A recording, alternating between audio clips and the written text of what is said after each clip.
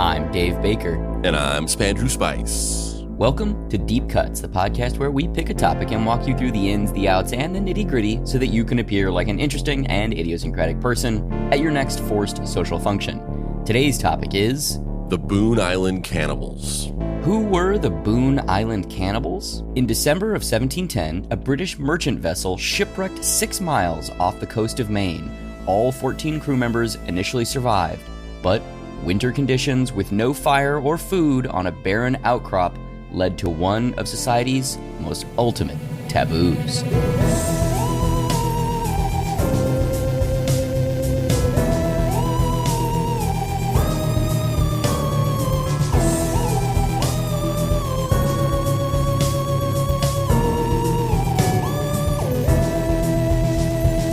Oh my God, we're back again. Act 1. From the Earth to the Boon. Boon Island is a desolate, rocky location 6 miles from the coast of York, Maine. At low tide, the island is approximately 300 feet by 700 feet. It currently houses the tallest lighthouse in New England, which stands at 137 feet high. English Puritan lawyer and one of the leaders of the Massachusetts Bay Colony, John Winthrop, mentioned sailing past Boon Island in the 1600s. The island is known for being the site of numerous shipwrecks. The first important wreck is where the island gets its English name. Coastal trading ship Increase wrecked on the island in the summer of 1682. The ship's 4 survivors, 3 Europeans and 1 Native American, survived solely on fish and seagull eggs. They were on the island for a month when they noticed smoke coming from a fire on the nearby Mount Agamenticus in York, Maine. The survivors started a fire which was noticed by those on the mountain, who soon rescued the castaways. They viewed their rescue as a boon from God, so they dubbed it Boon Island. But 19th century New England-based poet Celia Thaxter once described Boon Island as the forlornest place that can be imagined. As the daughter of a lighthouse keeper and the author of My Lighthouse and other poems, she was somewhat of an expert on barren, rocky islands. I love the idea that I love the idea that there's just like a subgenre of lighthouse poetry, you know? That's like the shoegaze or like the goth music or like the... Yeah, it's like a subgenre of like pirate shanty songs, you know?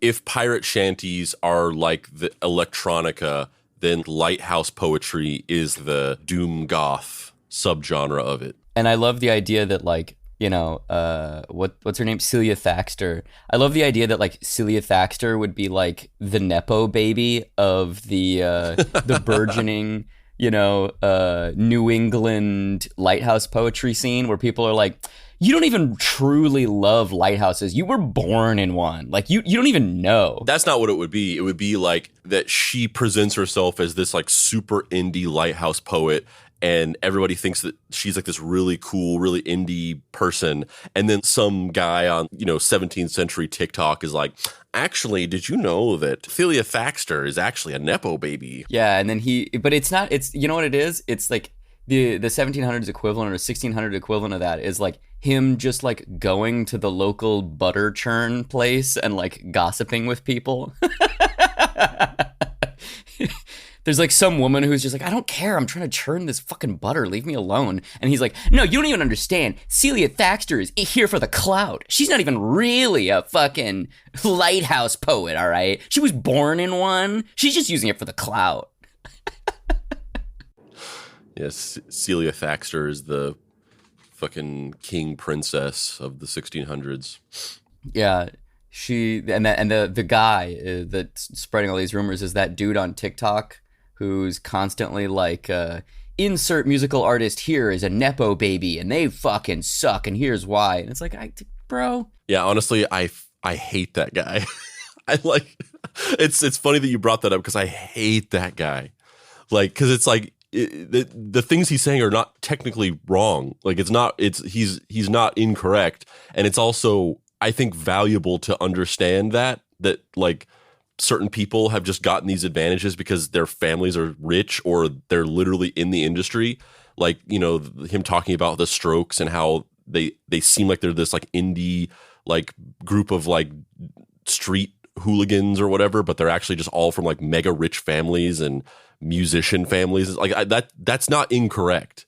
But I don't know. There's something about somebody who's just built their entire brand off of like, I'm going to point out this information that you could easily Google and pretend like I'm like educating the world when I'm really just trying to build my own channel and get views it just annoys me. Yeah, I mean, what's the thing that he always says? Self-made is a toxic myth. And it's like, yeah, okay, yes. All right, but like, what else do you have to say? Like, that guy's videos pop up all the time, and they're always... You repeat the same thing over and over again, which is like, I Googled this person's family and found out that they are rich, and I'm going to make another video saying the exact same thing. Yeah, and like you said, like, I agree also. Like, it's frustrating how some people are just born on third base. But at the end of the day, like, what are you going to do about it? Like, do you want to sit here and just complain about how everyone else is born with a head start, or put your fucking nose to the grindstone and try and make some shit, you know? Like, that's what it totally feels like with that guy. It feels like, it just seems like because he's a musician, and it just feels like he got frustrated that he wasn't making any headwind in the industry. And then he made one video about this, and he saw line go up. And he's like, oh my God, I got 1 million views for saying that. And then he just leaned into it. And now his life has become focusing on how others are more fortunate than him and building like a whole brand around that. Which is probably not even what that person's real life is like. Like, they're probably not even focused on that in their real day-to-day existence, right? But because they got that positive feedback on it, now they're just out here Celia Thaxtering around, being like, you don't understand lighthouse culture the way I do. These are called 1-star conversations from now on, because these are why we get 1-star reviews on iTunes. Boon Island received its first beacon, a precursor to a lighthouse, in 1799. As it was made of wood, the beacon only lasted 5 years on the island. In 1811, its first stone lighthouse was erected, which was 32 feet above the water. 20 years later, it was rebuilt to stand 49 feet above the water. That's kind of crazy, because like that obviously doesn't happen now. Like, that's not how infrastructure really works. But like, to think back on not that long ago, like, you know, a couple 100 years ago, where they were just regularly have to rebuild cities to, like, number one, keep up with like advancing technologies, but also because just the building materials they use were inherently much more they broke down or wore much faster. Whereas now, like, we build things to last, you know, a long time. Yeah, well, we're also not building shit with like literally a screwdriver. You know, like, you know, if you had a fucking nail gun back then, that you'd have been burned at the stake for witchcraft. Motherfuckers just out here with their little shoes with buckles on them and giant hats, you know, fucking John Standishing around. You show up with like a tool belt. They're like, what witchcraft is this?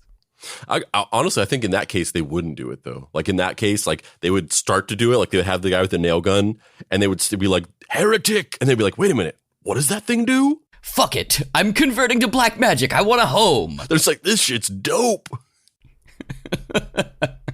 I love the idea too that like everybody just dresses like a Quaker, but then there's like one or two modern things about how they dress, like, you know, oh, we got to get old William Stander to come down here and help us build this fucking church, and he shows up with like a fanny pack. It's completely 1700s get up, but the fanny pack. Like, what is that ungodly contraption around your waist, William? And he's like, oh, it's a fanny pack. Look, you can put all kinds of stuff in it. They're just, no, the fanny pack is the thing.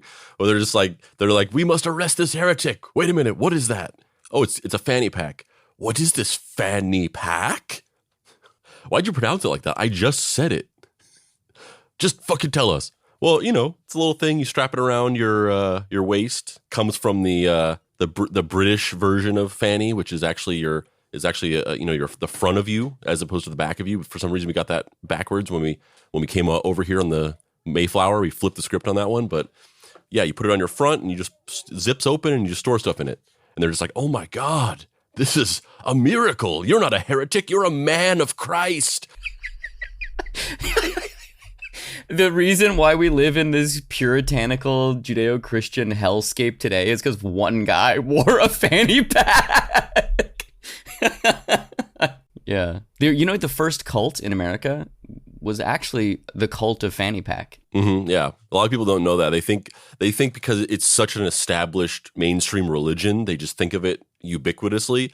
But when you really think about it, it's basically a cult. Yeah, it's basically a cult. You know that? Like, it's basically. Yeah, when you really think about it, if you're really thinking about it, fanny packianity is actually a cult. If you ever went to the Vatican and you fucking popped up under the Pope's little dress thing, he's got like 4 fanny packs in there. You don't even know. A lot of little boys saw that. And now we're moving on. Hey, man, fight the real power. R.I.P. Sinead O'Connor. Yeah, agreed. Then in 1845, the tallest lighthouse in New England was erected, 137 feet above sea level. Because of its desolate location, lighthouse keepers willing to live there are few and far between, with many arriving and departing shortly after. Only one keeper truly enjoyed his time there, William C. Williams. William C. Williams tended the lighthouse for 27 years and lived until he was over 90. 1978 saw one of the harshest blizzards in New England history. 2 keepers took shelter inside the light chamber, while every other structure was demolished. The day after, they were rescued by a helicopter. The Coast Guard then repaired the tower and installed solar panels so that the light could be automated. And then here's a little photo guy. All right, so we're looking at this island. That shit is bleak, and calling that shit an island is a little bit of an overstatement. That shit looks like it's maybe 50 feet wide and maybe 60, 70 feet long. We got a light tower in the middle of the island, and then 2 structures, a red brick structure and a gray brick structure with a roof, and then the solar panels. And man, this looks like some sort of forced celibacy prison camp or something, where it's just like, nah, bruh, here, live on this fucking island. Yeah, I mean, I feel like being a lighthouse keeper would be the creepiest, loneliest job ever. Like you have to be you have to be either, which is probably the case. This was probably the main motivating factor for most people, especially during this time. You have to either be in such poverty and financial dire straits that like any job you will take, or you have to just be like a very specific type of person who just literally has zero interest in human interaction or any kind of emotional warmth whatsoever. Because you're not just alone. You're not just like, oh, I'm living in my apartment. You're alone with a capital A. You're so alone that you're not alone. You're with like the fucking Shoggoth old ones that permeate the fucking stratosphere. Like there's Lovecraftian beasts watching you out here. Yeah, it's so bleak. Like there's not even like a tree or a bush on this little island thing. It's like there's not even sand. It's just rocks and water. Yeah, I don't know, man. Could you do this? Could you live on something like this? Absolutely not. The isolation is fine. Like I wouldn't care about the being alone part, but the location. I would be terrified to be out there by myself. Like I get like very creeped out very easily when I'm alone. When I'm with somebody, like I don't care. Like one of the scariest nights I've ever had was I was living in Santa Cruz, and at the time I had a paper route. So my job was just like delivering newspapers out in the like these like wooded communities in Santa Cruz, California.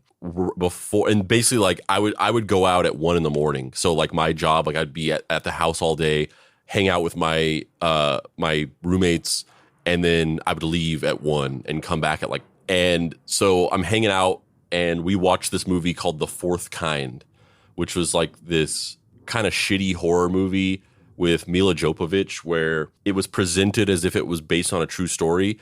And it had like kind of an interesting mechanic where it pretended like it was this real story that happened. And there was like a total kayfabe in the movie where it starts out Mila Jovovich like being interviewed, and she's like, the following movie was based off of this real event that happened, and we're going to show some of the real footage from the events or whatever. And then it would show like the dramatization with Mila Jovovich and the actors playing the characters. And then it would sometimes show what was supposed to be like caught on camera footage of the real people. So they had like actors who were like playing the real life versions of the people who were in the movie, like as the actors playing them. And it presented it like it was like all this footage that they found that they were like kind of cross-cutting. but it was all fake. And it was not scary. It was dumb. And we watched the movie and I was like, oh, that was fucking stupid. And then I went out and I got in my car and I drove out and picked up my papers. And then I went out to these like desolate wooded areas at 1 a.m. And I was like, suddenly that movie was the scariest fucking thing I ever saw in my life. And I was so terrified. I was like creeped out the whole night. I was like driving around by myself in the woods at 2 a.m. And I'm just like, the fucking aliens are going to get me. Mila Jovovich is going to get me. Yeah, Mila Jovovich. So yeah, if I was out here, like, I would be fucking terrified. This would be the scariest shit to me. Yeah, I also would not choose to do this. But I think for a lot of people, the isolation would be the thing. Like, I think most people aren't as creeped out when they're by themselves as I am, for whatever reason. But most people need human interaction in a way that I don't necessarily. On New Year's Day in 1711, the York County coroner was called upon to examine a frozen body found among a mess of seawood in Wells, Maine. The gaunt body was covered in sores and clearly died while trying to make it to land in a makeshift raft found not too far away. Boon Island was clearly the best candidate for where the body came from. I mean, this is reminding me of our conversation from, I think it was the Molasses Massacre episode about future privilege. This episode's really reminded me of future privilege, because it's like when you lived back in these times, it was just like your life was just mostly misery. And like there was maybe some moments of joy, but it was like the neutral resting state of existence was misery. It was like you had to do miserable jobs in order to make money to survive, like fucking live in a lighthouse on a little desolate plot of land with nothing and no one. And like freezing to death was just like the question was like, am I not going to freeze to death today? That was the question. Yeah, is today where I survive? Can I fucking survive? Yeah, like this shit was bleak. Coroner Lewis Bain went to Cape Nettic and convinced local fisherman John Stover to take him to Boon Island. Lewis John and his first mate then set sail for the island 6 miles away. Upon getting closer, they noticed a white object on the island's highest point. As they approached the island, the white object turned out to be a white tent flapping in the breeze. Stover navigated the boat as close as he could get and dropped anchor, then boarded a canoe to the island. The three men all had beards and no overcoats. Captain John Dean identified himself and told them to either evacuate the men or come ashore and build a fire. When Stover stepped on the island, he was shocked to see the captain covered in sores. But what he saw inside the white tent left him speechless.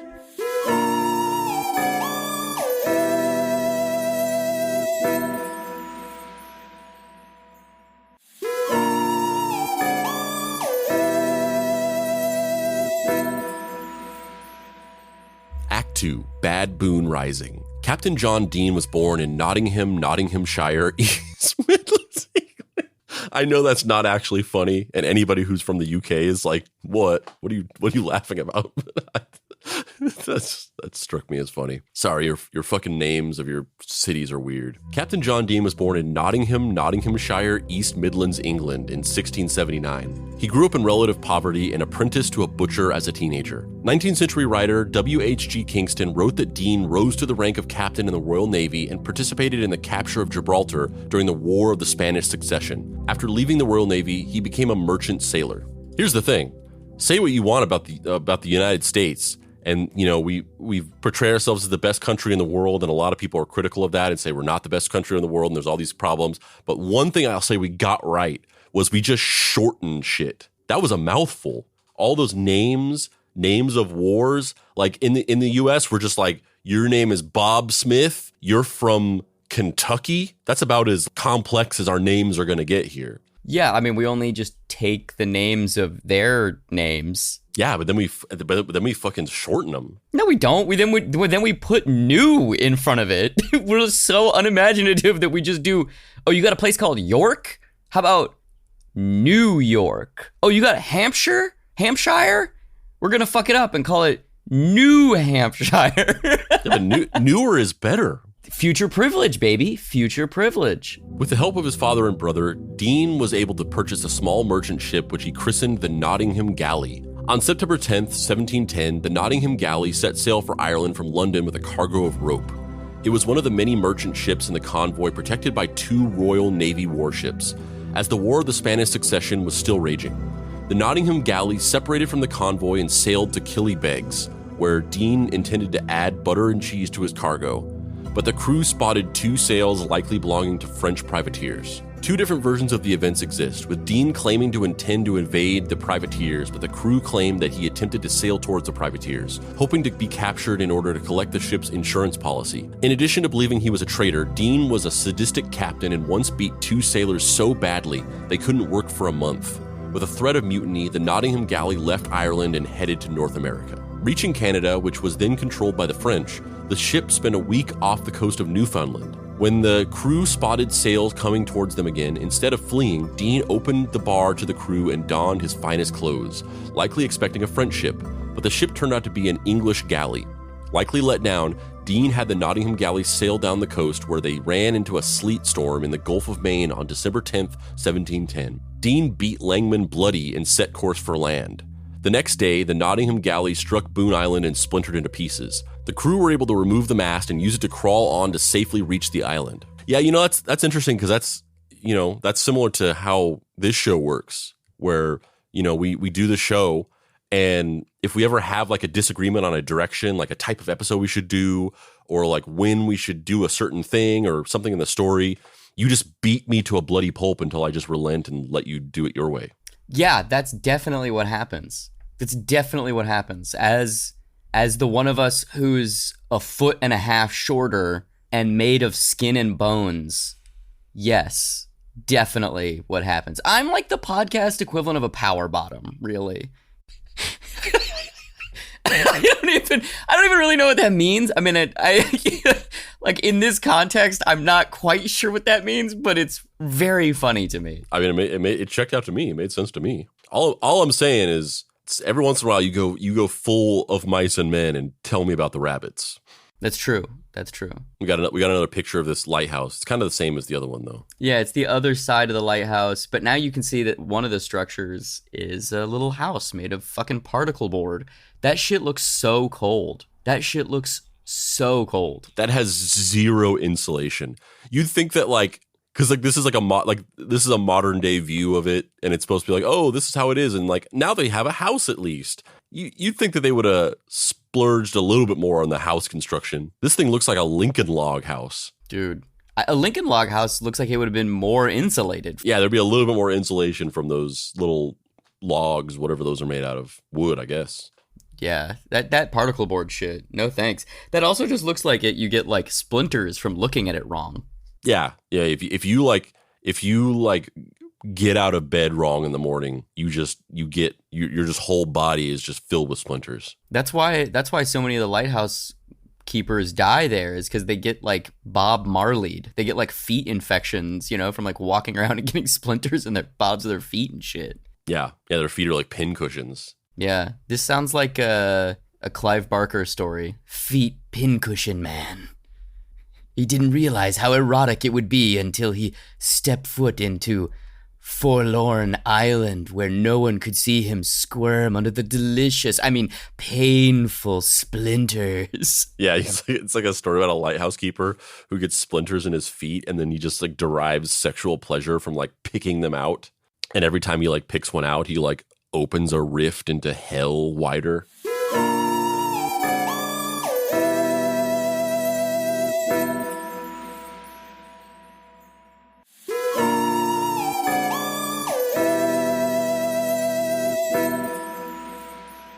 Act 3, Dark Side of the Boon. All 14 crew members of the Nottingham galley survived the crash and made it ashore, but the ship and most of its cargo were lost to the sea. They used the sail to make a makeshift tent for some semblance of shelter. They also found some cheese and beef bones that managed to float ashore.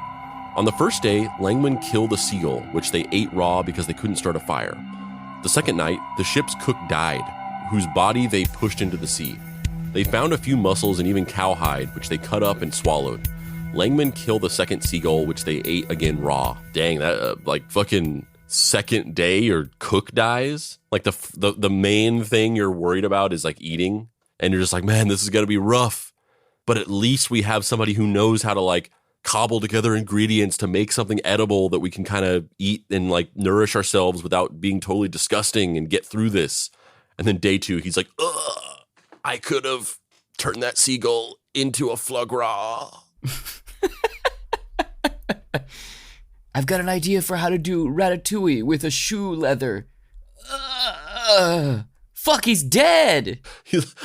I had an idea about how to do a ratatouille with a shoe leather. It would have been delicious and nutritious. It would have been surprisingly delicious in a way that you would have never thought that leather could be. Well, I guess we don't have a choice. Hand me that leather. Let's just eat it. Let's just get it wet. Let's get this down. They're like trying to convince each other that like seawater makes it tastier. George, just dip the cheese in the seawater. It's actually not too bad. And the irony that they're, as you know, spoiler alert, they're getting to the place where they're going to start partaking of the forbidden meat. But the cook of all people, they kicked into the ocean. Yeah, he probably could have helped them flambe that human. Being only 6 miles from shore, the castaways could see ships sailing into and out of Portsmouth Harbor when the weather was clear. That's fucked up. Because like nowadays, it's like, you know, you get lost at sea or you get stranded on an island or something like that. When that kind of stuff happens, you got to be like totally isolated. That's because you know, if otherwise you could just like use a cell phone and just be like, hey, bruh, kind of need some help over here. But back then, like they weren't even that far away from civilization. They could see the ships. They just had zero way of contacting them. It's my nightmare. No, thank you. Like that would be fucked. Because at least if you're totally stranded out in the middle of nowhere, like you get it. You're like, fuck, we're fucked. Like there's nobody around. But to sit there and be able to watch people within eyesight and just still be fucked was probably utter torture. I wonder if there's a way, because 6 miles is a long ass distance to swim. But I wonder if there's a way to train for that. Like if you did laps around the island for like a couple months, would you increase your endurance to the fact that you could make it all the way there? But then you don't have any food, so it's not like so it's just like burning fake, you know, it's burning calories you don't have. Yeah, you can't, there's no way for you to train or do anything like that because you have no fuel. But also I think the water is probably freezing cold. Like the other guy tried to make it to the shore and he was frozen to death, basically. 3 ships sailed near Boon Island, but the castaways couldn't get their attention. A Swedish crewman slapped together a raft and sail and set off for the mainland with another sailor.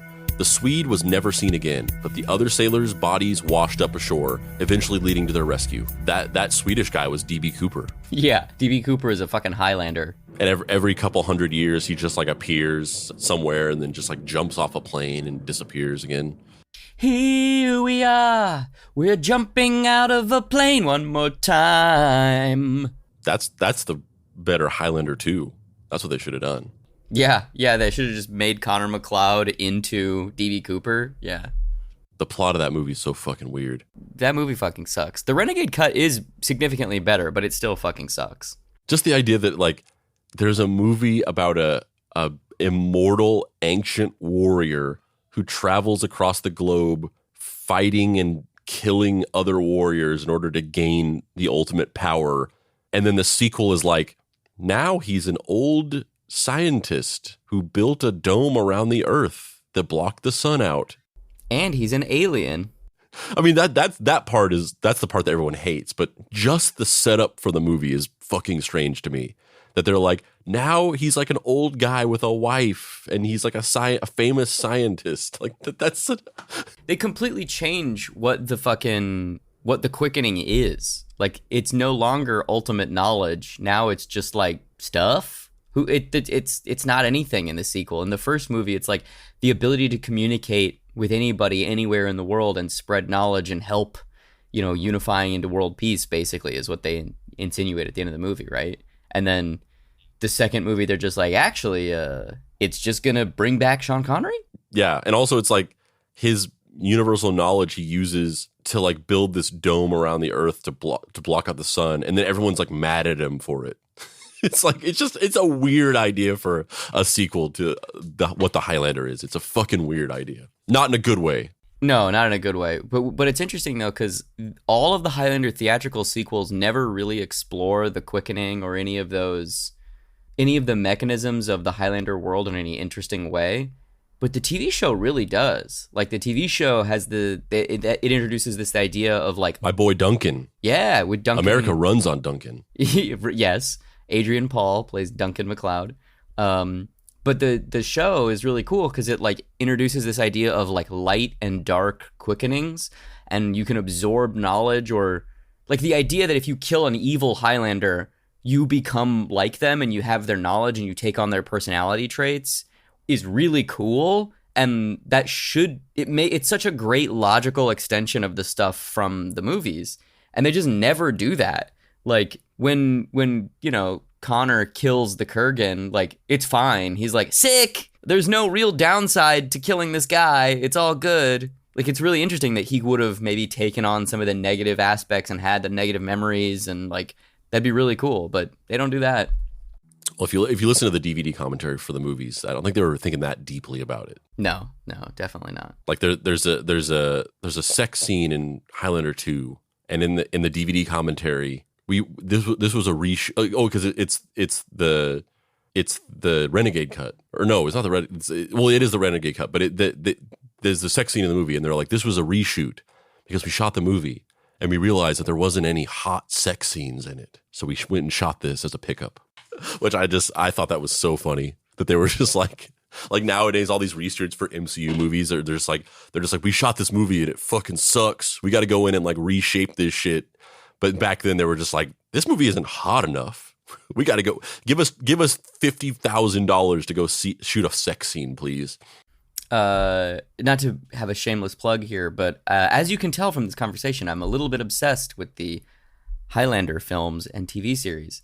And in the back matter of Halloween Boy 2, there's, like, a 3,000-word essay that I wrote all about the movie Highlander and how it's a metaphor for Russell Mulcahy's gay relationships, and it's great, and the behind-the-scenes kerfluffle of Highlander 2.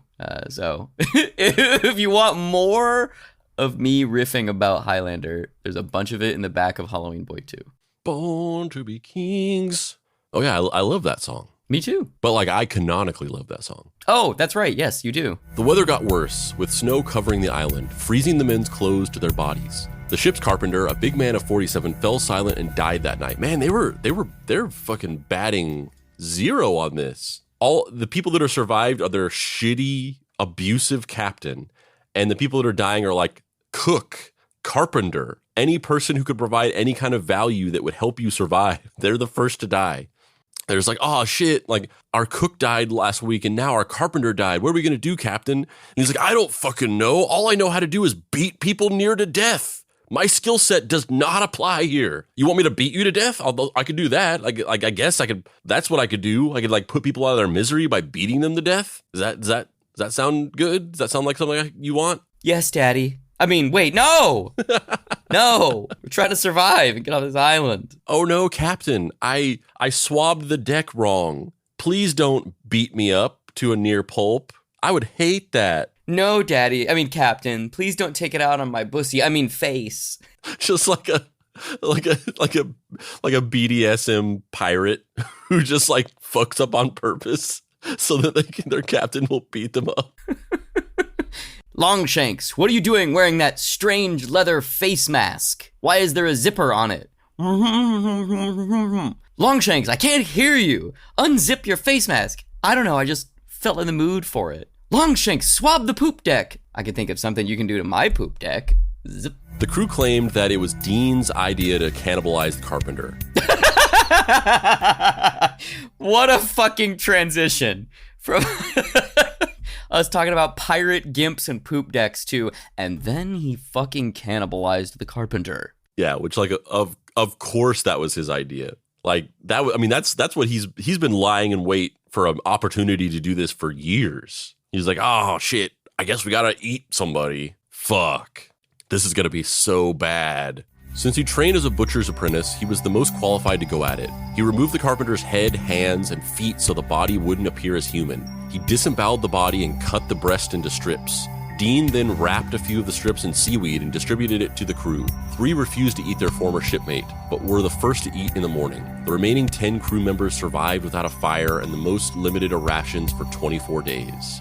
So they're eating raw human for 24 days? Dude. Cannibalism, I'm sure, is fucking brutal. And I'm sure it's brutal with a fire where you can cook that shit. But raw? That is next level. No, I don't want to do that. Yeah, well, funny enough, I think we've actually discussed this on the show before. This has already been a thing we've talked about. I have to say that I think if we were in this situation, I think I would just have to go ahead and sacrifice myself and let you eat me. Even if I wanted to be selfish and be like, no, I'm going to survive and insist on eating you, the max I would survive is 8 hours.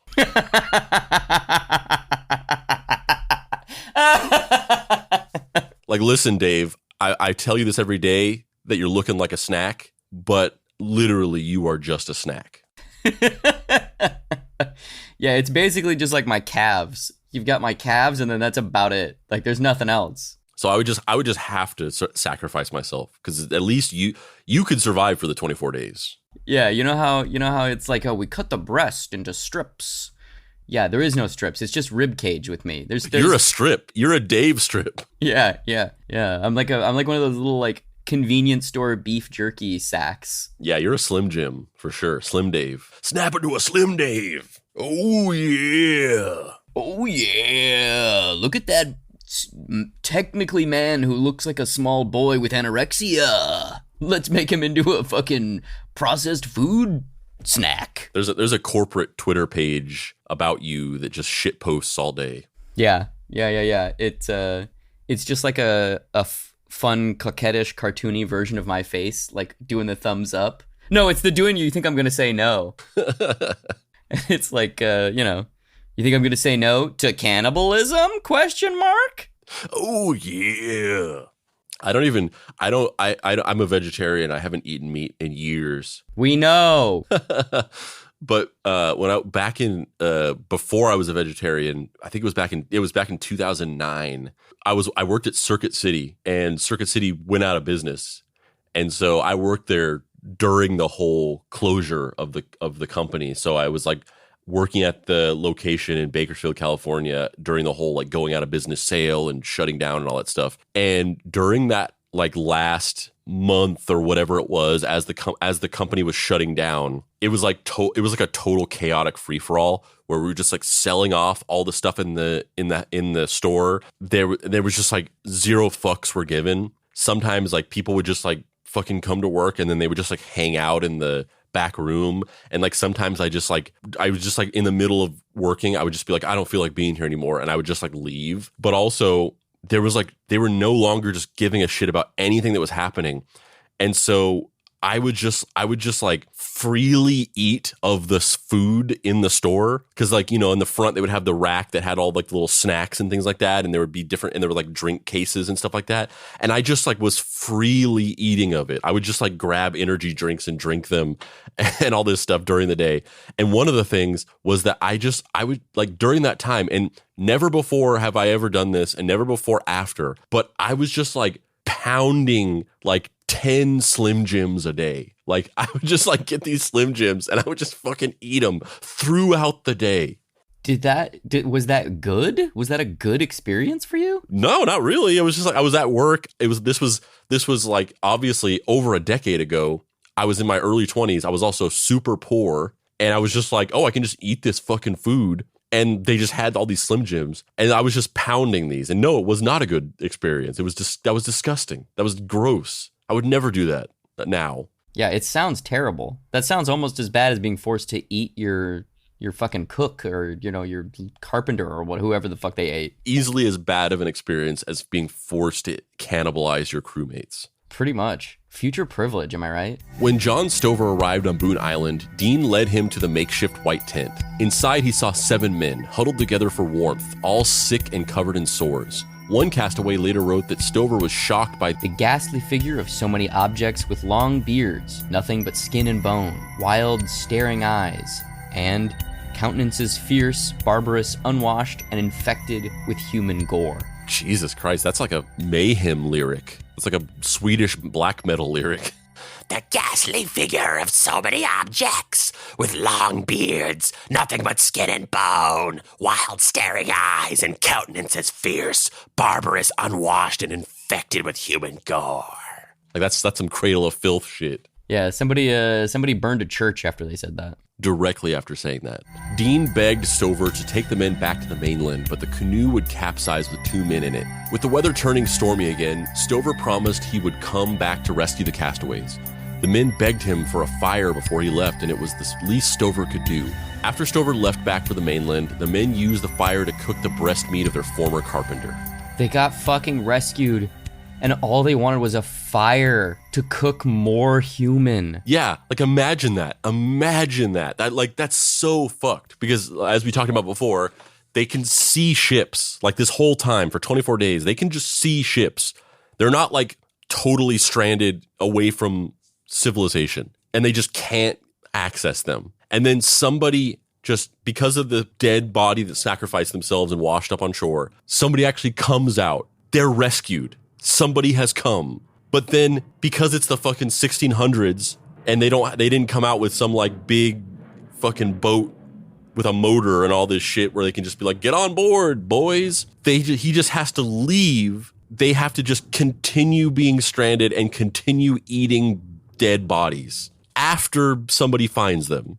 They're just like, we still have to keep eating bodies. Like, that's so bleak. Nah, dude. Just nah, dude. Like, that's the moment in the movie where it's over. Somebody washes up and they're like, oh my God, we're saved.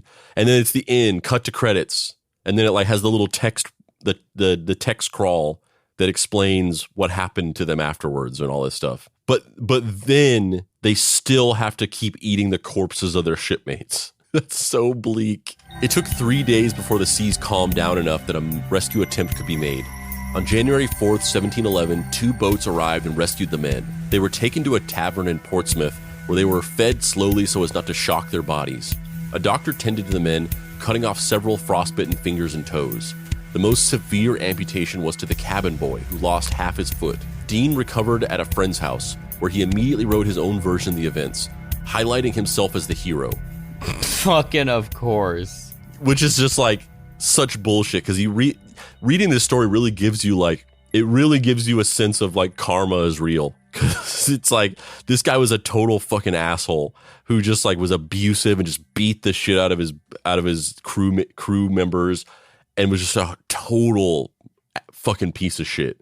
And then it's like, oh, and this is what you get. You get fucking stranded on an island for 24 days where you have to like fucking eat your crewmates and be exposed to abject fucking misery for 24 days or 27 days. And then to come out of that and be like, I was a hero. I was the one that had the idea to eat the carpenter.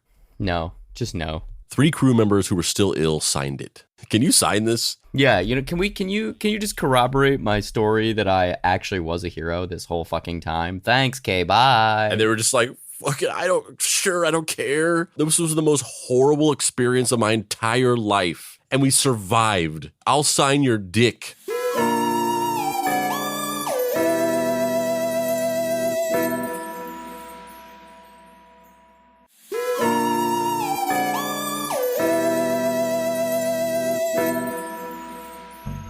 Act 4, Boon Landing Conspiracies. When first mate Christopher Langman was recovered, he returned to London with 2 other members of the crew. They published their own version of the events, portraying Captain Dean as cowardly, brutal, and a traitor. They put the blame of the shipwreck on him, as they would have reached Boston if he hadn't spent a week dilly-dallying off the coast of Newfoundland. He supposedly cried when they shipwrecked and was the first to suggest cannibalism. He even tried to give up the ship to French privateers on multiple occasions. The pamphlet ruined Dean's reputation and forced him out of London. Fucking good. What a piece of shit. This is like the 17th century version of cancel culture, where like there's this dude and he's like, I'm a fucking hero, and then some people come forward with accusations, and it exposes the years of lies. So this isn't a new thing. This immune from future privilege. Captain Dean got canceled. That's really funny to me, though. That's really funny to me to think of him as getting canceled. And you know he said the same shit, the same thing that people, whenever people get exposed for horrible things that they've done, and then they'll try to say that the people are like serial liars and they're just trying to get attention and fame. You know he said the same stuff. Although I would love... it would be... Okay, so Captain Dean, they get rescued. Captain Dean writes his little pamphlet talking about how he's a hero or whatever. Everyone's like, oh my God, you're great. And then these two people come forward with these accusations. Cut to Captain Dean with a ukulele. Definitely not a cannibal. Only thing I've cannibaled is my 2 cats. Wait a minute. No, that doesn't work. Yes, I eat cats. And then, of course, there's the wave of think piece, reactions to his denial. Dean made it as a song so that he could copyright strike everybody, so that no one can criticize him because we all know he's a fucking cannibal. Oh yeah, the guy on Twitter who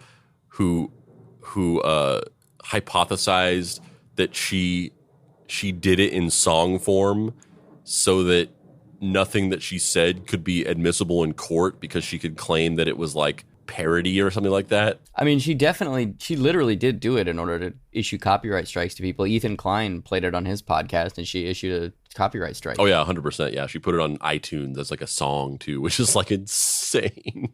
Like it's insane. Like that is there's no better example of like the horrors of late stage capitalism than somebody makes a 10-minute song addressing child grooming accusations and then turns it into a 99-cent iTunes single. Like that's insane. It's in-fucking-sane. Oh my God. Man, maybe we don't have future privilege after all. Maybe it was better when you just fucking got lost at sea and had to eat your friend. Maybe that was better. I mean, as long as it's me eating you, fine, sure. Because I want to survive with that horrible survivor's guilt. That's my new kink. I'm looking for that survivor's guilt. I know it's taken me like 2 years to get over Andrew's death, but I want to get over Spandrew's death in like a year and a half. Yeah, we'll be like that one German guy who he put out a Craigslist ad looking for somebody who wanted to be killed and eaten. And then somebody responded to it and consensually allowed themselves to be killed and eaten. And it was like a sexual thing / like it was like a sexual thing / like he wanted to commit suicide basically. And then the German guy was arrested. It'll be like that. It already is like that. This podcast is just like years of foreplay. Mm-hmm. And then eventually, yeah, you cut off my penis and fry it and we eat it together. Who's to say we already haven't? Yeah, I mean, I can't say anything publicly, but yeah, you have a point. In 1714, Dean joined the Russian Navy and took command of the Yagudil, a 50-gun warship. That's like him like going to Russia and joining the Navy is like that's the equivalent of Army Hammer being spotted selling timeshares in the Cayman Islands. Yeah, dude. Yeah. The next year, he was given the sleeker 32-gun warship Samson. He was a skilled captain and led over 20 successful raids on enemy ships, gaining the attention of Admiral Fyodor Apraskin, commander of the Baltic Fleet. But in 1717, Dean did something that gave further credence to the pamphlet that Langman published in London. That year, the Samson raided 2 Swedish commercial ships that were traveling through the Gulf of Danzig. Mothers, tell your children not to eat their friends. 'Cause if you wanna chow down on me, at least there's fire. I got something to say. I ate a carpenter today. Doesn't matter much to me, as long as he tasted good. The raid was interrupted by a Royal Navy frigate and a Dutch man of war, which demanded that Dean give up the 2 vessels. Clearly overpowered, he was forced to give up the ships. While some saw it as Dean doing the smart thing, he was accused of accepting a bribe in exchange for surrendering the 2 Swedish ships. He was court-martialed, and even though 11 officers supported his testimony, Dean was found guilty. He was dismissed from service with a year in prison. The Tsar lessened the sentence to a demotion to lieutenant and forced to lead a timber ship in the remote Russian region of Kazan. During the trial, Admiral Fyodor Apraskin attempted to get Dean out of Russia by giving him a passport. After the end of the Great Northern War in 1721, Dean was discharged from the Russian army and warned to never return to Russia. Dang, double canceled. Yeah, dude. After his dismissal from the Russian army, Dean used his inside knowledge of Russia to write 2 detailed reports to the British government. What a fucking dick. This guy fucking sucks, man. This guy fucking sucks. He's like, he defects to Russia because he gets canceled in Britain, and then he gets canceled in Russia, and he's like, I've got some fucking tea on these guys, or I got some vodka, I guess. An account of affairs in Russia, June to July 1725, regarded the political fallout following the death of Peter the Great. His second was the present state of the maritime power of Russia, which gave details on the Baltic fleet. He later intercepted a Jacobite courier who was on his way to deliver classified intelligence regarding their spring attack plans to another agent in Rotterdam. This, in addition to his Russian reports, brought him to the attention of Prime Minister Robert Walpole. The Secretary of State for the Northern Department, Charles Townshend, 2nd Viscount Townshend, promoted Dean to British consul to the port of Ostend. The British government provided him with an annual salary of £200 plus expenses, which was very good at the time. After 8 years at the position, Dean retired in 1736 at the age of 57. Got away scot-free with all that bullshit, plus got to retire at 57? Well, for context, 57 in the 1700s is like 103. Yeah, 57 is like, I'm dying next month. Yeah. But yeah, I mean, I know that, but that was the joke, because getting to retire at 57 now is probably mostly unheard of. Like we were staying at a hotel somewhere on our trip that we just went on, and there was like one of the hotel staff, like a janitor, and this dude easily was like 87. And I was like, Jesus, this is fucking bleak. If I'm 87 and I have to work at a hotel as like a janitor or like a cleaning staff or whatever, that would be so fucked up. Dean died at the age of 83 in 1762 following an assault and battery in the fields near his home. Well, I mean, he lived to 83. He lived to 83, bro. What the fuck? And also he was murdered. He didn't die of old age or some kind of disease. He was murdered at the age of 83. For a man whose crew testified that he was cruel and barbaric to them, it seems a fitting end to a man who seemed to constantly fail upward. I mean, on one hand, yes, fitting end that he died from getting fucking bludgeoned to death like he did to multiple of his crew. But also, in the 1700s, he got to live to 83. Like this guy did not get his fucking comeuppance. He skated through controversy after controversy, and despite just being a horrible piece of shit, he got to live to the ripe age of 83 in the 1700s. And then yes, was beaten to death. But like, for the most part, he did not get his karmic comeuppance for the shit he did. So I guess, final thoughts. For me, I would say my final thoughts are, this isn't quite as terrifying to me as the Titan submersible Titanic thing, like being trapped in a tiny space with like 3 or 4 other people and like slowly suffocating to death. But I would say that this is a not too distant close second. I don't think I like the idea of being marooned on an island, slowly being worn down by the elements and forced to contemplate ingesting my friends. That sounds pretty fucking bad. The other thing about this that's really disturbing is the fact that Dean had no fucking real comeuppance. Not only did he like completely fuck this up, but then when he went rogue and became a Russian whatever, they also were like, gave him a second shot, and then he fucked that up and then bounced from there. And then there's no justice for the wicked, I suppose. Yeah. I mean, I think that's like a big takeaway from this. And I think we've talked about this on the show before. I think this has definitely been a conversation. This idea that, 100 years of cinematic storytelling has conditioned us to this idea that like bad people get their comeuppance in the end. Like eventually your luck is going to run out and you're going to get, some kind of karmic reward for being a shitty person. And, that's due to the sort of like structure of a movie that has to wrap up in the end and have an ending and all that stuff. And everything has to be kind of balanced and fit within a structure. But in real life, while that does frequently happen, there are also probably just as many or more times that we don't really know about where somebody just did the most despicable shit on the planet. And then they just lived their lives and died of old age and nothing really happened to them. Yeah. I mean, an annoying, frustrating degree of that. Yeah. I mean, this is a perfect example of it, where it's just like, this guy, like, forever altered, scarred, and caused the death of all of these dudes, 24 men or whatever. Like, that's fucking brutal. And also, like, what an egomaniac that he made all these mistakes, almost died out there, and then was like, I'm just gonna go be a captain again. And also that, like, because that's the thing is, like, the whole thing that whenever Travis Barker from Blink-182 and that DJ, they got into a plane crash, like, I would never get on a plane again, ever. And he didn't for a while. Travis Barker didn't, he didn't fly on a plane for years, but he just recently got onto a plane.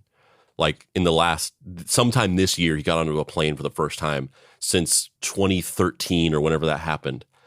I would never get on a plane again. So not only did this dude, like, this happened to him, shipwrecked, and then he's like, I'm just going to be a captain again. Not only that, but, like, he was fine. He just did that for years and was fine, and nothing ever happened again. And then he died when he was 83. And he didn't even die of old age. Motherfucker got murdered. Probably deservedly so. He probably just pissed off the wrong dude.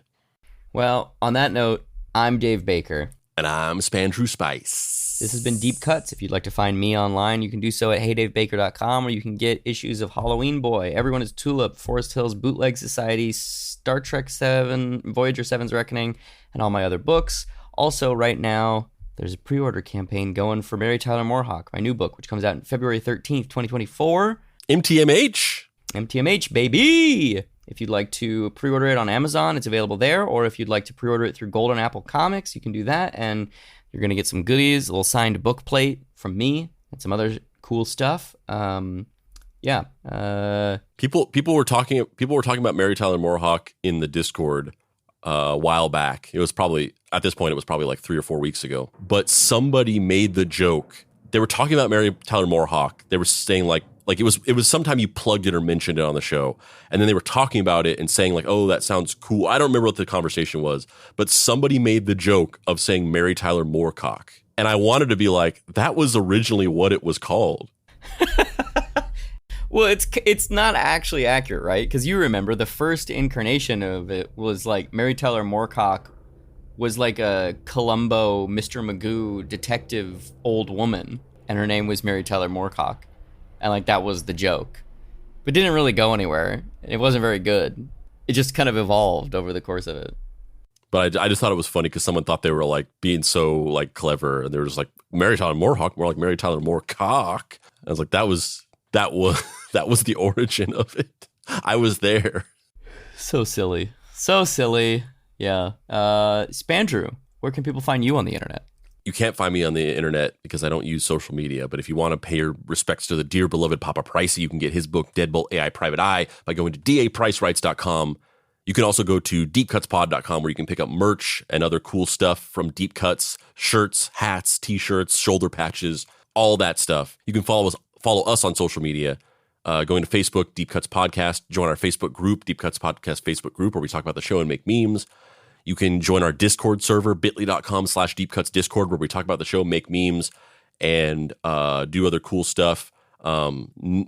Next episode, we're going to shout out all the people who got us to 500 on the number counting game. We're not going to do it this episode because it just didn't have time to put the names together, but we'll do it next episode, next week.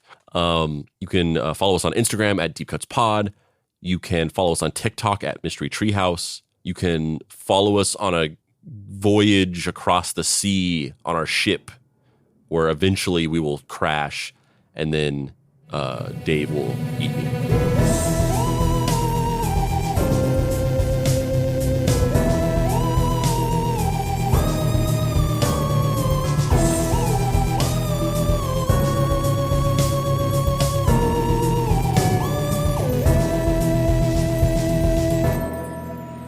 Deep Cuts is a production by Boy Genius Media. If you'd like to find this show and others like it, please visit boygeniusmedia.com or deepcutspod.com. If you want to join in on post-episode discussions, please join the Deep Cuts Podcast Facebook group Finally, subscribe to our YouTube channel for additional video content. The incidental music for this episode was created by D. Catalano, whose music can be found at wekeepoddhours.bandcamp.com. This episode of Deep Cuts was written by special guest writer Tim Midura. If you'd be interested in writing an episode of the show, please email Andrew at boygeniusmedia.com.